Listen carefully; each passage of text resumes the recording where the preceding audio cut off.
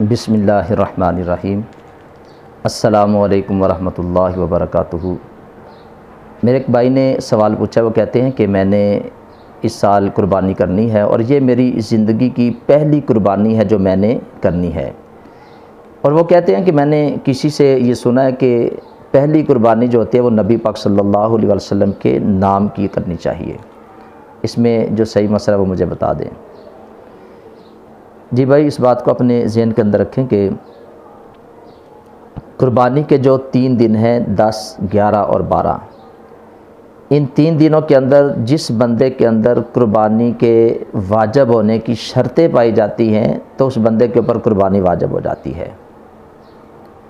اب اس نے سب سے پہلے اپنی طرف سے قربانی کرنی ہے، اور اگر وہ کسی کی طرف سے قربانی کرنا چاہتا ہے تو اس کے متعلق فقہاء نے لکھا ہے کہ اللہ نے اگر اسے توفیق دی ہے، اس کے پاس اتنی استطاعت ہے، تو پھر وہ 2 قربانیاں کرے۔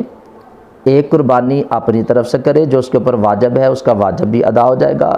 اور دوسری قربانی اگر اس نے نبی پاک صلی اللہ علیہ وسلم کی طرف سے کرنی ہے یا اپنے والد صاحب یا والدہ صاحبہ کی طرف سے کرنی ہے تو یہ نفلی قربانیاں ہیں۔ تو پہلے اپنی طرف سے جو وجوب ہے، جو واجب ہے، اس کے اوپر اس کو پہلے وہ ادا کرے، پھر اس کے بعد نفلی قربانی کر سکتا ہے۔ تو یہ ایک بڑا ایک مسئلہ ہے، اور کئی سالوں سے کئی گھروں کے اندر یہ مسئلہ چل رہا ہے کہ گھر کے اندر صرف ایک جانور لایا جاتا ہے، یعنی ایک بکرا لاتے ہیں، اور وہ بکرا کیا ہوتا ہے کہ یہ والد صاحب کی طرف سے ہے جی، اور جس گھر کے اندر اماں جی کا زیادہ زور ہوتا ہے تو یہ امی جی کی طرف سے ہے، بھائی کی طرف سے ہے، بہنوں کی طرف سے ہے، دادا کی طرف سے ہے، دادی کی طرف سے ہے۔ تو بھئی اگر ان کے اوپر قربانی واجب نہیں تو ان سے تو پوچھا ہی نہیں جانا، والد صاحب کچھ کرتے ہی نہیں، ان کے پاس پیسے ہی نہیں، تو ظاہر سی بات ان سے پوچھا نہیں جائے گا۔ تو جو بندہ گھر کے اندر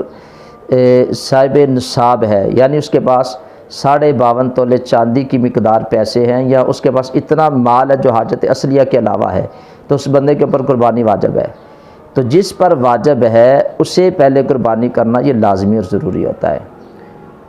تو بھائی نے جو مسئلہ پوچھا ہے تو اس میں اگر تو بھائی آپ کے پاس اتنی گنجائش ہے کہ آپ 2 قربانیاں کر سکتے ہیں تو پہلے اپنی طرف سے کریں، جو واجب ہے وہ ادا کریں، پھر اس کے بعد ضرور نبی پاک صلی اللہ علیہ وسلم کی طرف سے کریں اگر آپ کے پاس اتنی گنجائش ہے،